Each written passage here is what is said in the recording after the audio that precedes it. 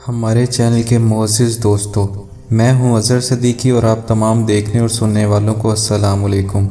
ناظرین، آج ہم ایک ایسی عورت کے بارے میں بتانے والے ہیں جسے ہیئر ڈرائر سے اپنے بال سنوارنے کا بہت شوق تھا اور آخر اپنے شوق کے ہاتھوں اپنی جان سے ہاتھ دھو بیٹھی۔